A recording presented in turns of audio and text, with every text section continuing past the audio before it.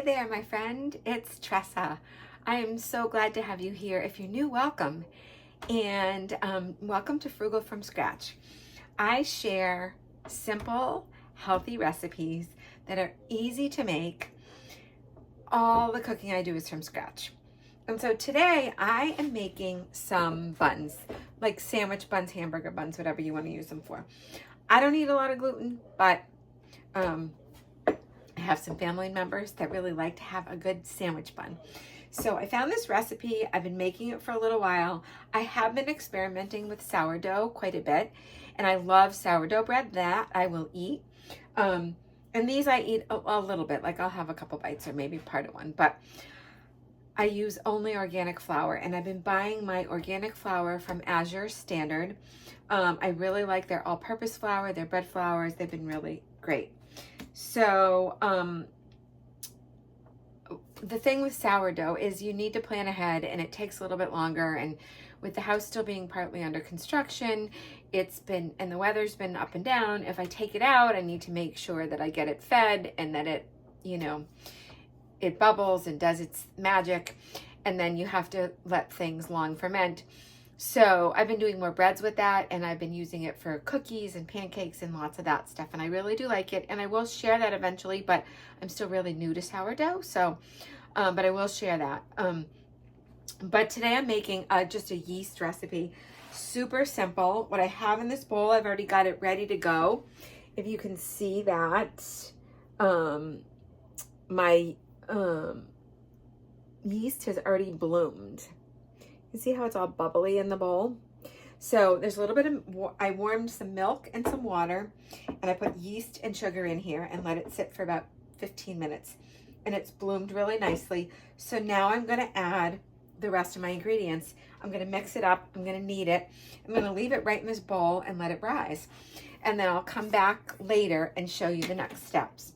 But I wanted to get on and show you this part. It's actually, been a great recipe. It rises pretty fast, and so I really like that.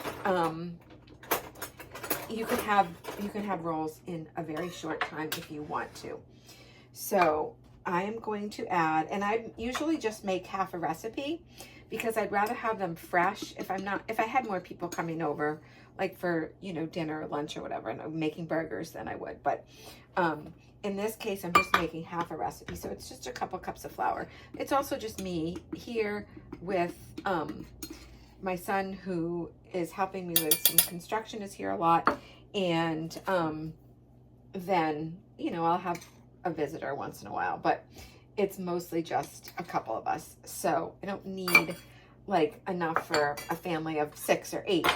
All right, so I've got my flour, and I'm going to add in a teaspoon of salt. I like to use pink salt.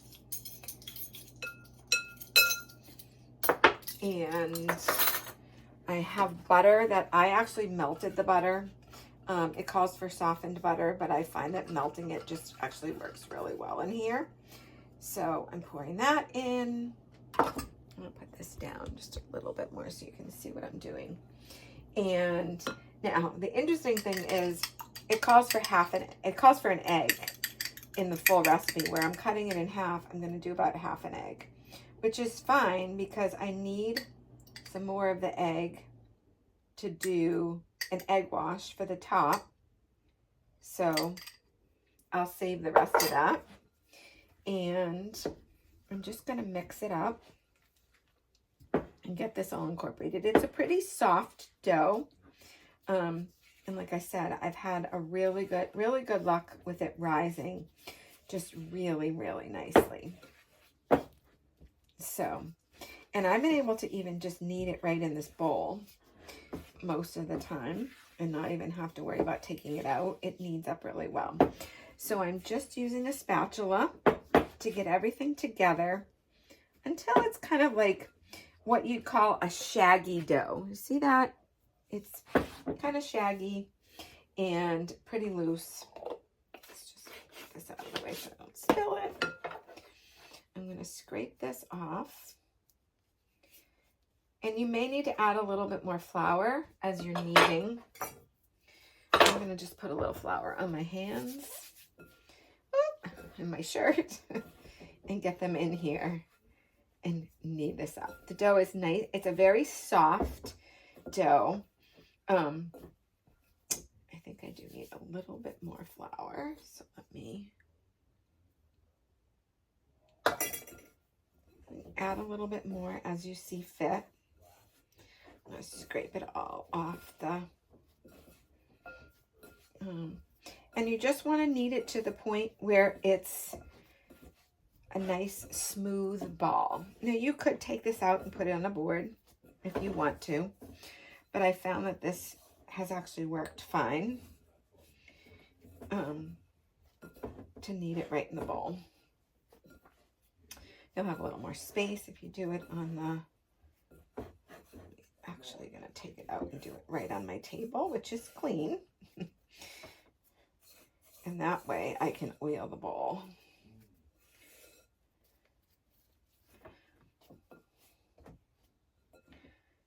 Let me move that so you can see. So I'm going to put a little flour on the surface. I happen to have a wooden table, so I use this a lot for things like this because it's super easy. And you just want to knead it. You don't need to knead it for a long time. You just want the dough to be nice and smooth and come together.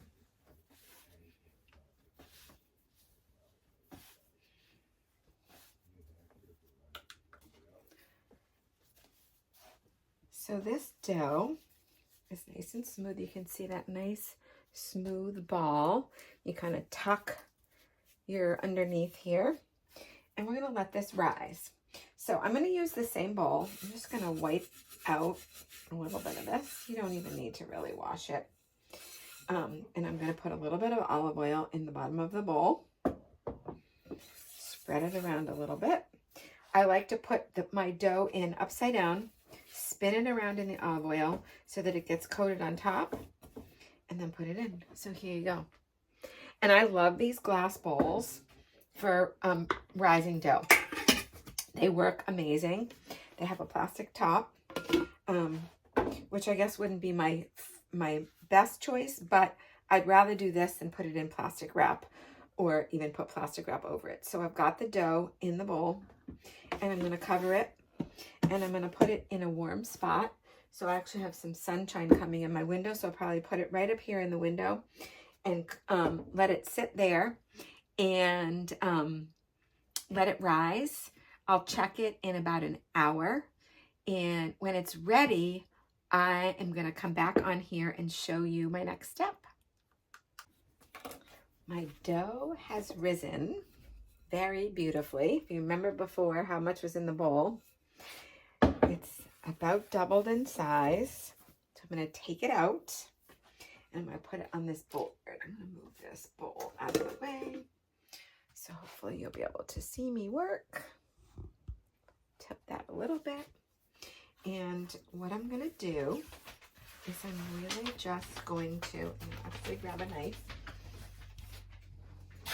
and I'm going to cut it into 6 pieces. This will make 6 rolls. So I'm just going to spread it out so that I can get 6 even pieces here. And then I'll show you. It's really very simple. You don't need to re-knead. What I do is I take each piece and I tuck it around like this to make a ball and tuck the bottom under. See that? Tuck it under. And then I have a parchment lined baking sheet. I'm going to place them on there. I'll show you as I do this. I'm going to do this to each one. So you just want to make a tight ball, and I like to tuck it that way. It seems to work really, really well with the rising process. And so, and they may not all be exactly the same size, but they're usually pretty close when I do it that way. just kind of roll it out into a log and measure it that way. And so you can see, I'm just getting them into nice tight balls. And then they're going to need to rise again. So, and you can let them rise for 30 minutes. You can let them rise longer. Depends on how fluffy you want them. And if you want to let them rise longer, it's not a big deal. So, there we go. 2 more. This is sort of, you're sort of kneading it as you're doing this. You know, kind of re-kneading it, but you're not doing a full knead. And so that one's a little bit smaller, but it pop up. This one might be a little larger, but it's okay. And you want them to be nice and smooth. So, you know, keep going until you have a nice smooth surface. And there we go. So they're already starting to puff a little bit here. So you just want to space them out on your cookie sheet so that they have room to rise. And I'm going to put another piece of parchment over top. And I'm going to put a towel. I'm going to put them in a warm spot. And I'm going to leave them to rise for about an hour or so. And then I'll show you the next step when I'm ready to bake them. Rolls are ready to bake. Look at how beautiful they are. They rose up so nicely. They're going to be light and fluffy. And I have an egg wash here, so I just took an egg and I beat it up and I added a little water. I'm just going to put a little egg wash over the top so they'll get nice and golden brown when they bake. I have the oven preheated to 425, and I'm just going to pop the rolls in the oven. And it's great because you let them rise right on the parchment you're going to bake them on, and that way you don't have to touch them again, so they're not going to deflate or anything. I'm going to pop them in the oven and let them bake. The rolls are done. It was actually only 15 minutes. And don't they look beautiful? They smell so good. I wish you could smell it. So they're really hot, but they're light and fluffy, and they are perfect for sandwiches or burgers. They're great burger buns. They're nice and light and fluffy. They're just, you know, just toasted enough on the outside, but they're not hard, and they're delicious buns. I will share the recipe with you guys. It'll be up in my blog, and the link is below in the description, so you can check it out there. And follow me so that you can catch some more recipes. And if you have any ideas or suggestions of something that you want to see me try, I love cooking from scratch, and I love trying new recipes. The other thing that I wanted to mention to you was I'm covered with flour today. I like to, if I'm baking in the kitchen and I've got one thing going, I try to do 2 or 3 or even 4 things all on the same day, because I feel like if I've already got stuff out and I've got the oven going, I might as well. So sometimes I'll make cookies and bread or Cheez-Its or brownies or all sorts of different things. And same thing with when I'm cooking. Like sometimes I'll cook, you know, if I've got like a chicken and I've got a couple different vegetables, especially when I start getting fresh vegetables, I might roast up a bunch of vegetables and just have them ready on hand, ready to go. And I'll explain more about that. But I just find for me, sometimes it's easier to kind of batch stuff and do a few things at once. As long as you've got stuff out and you're working on it, you might as well keep going with the mess and the oven going and everything and get it all done. So God bless you and have a wonderful day, and I'll see you soon. Healthy can be simple.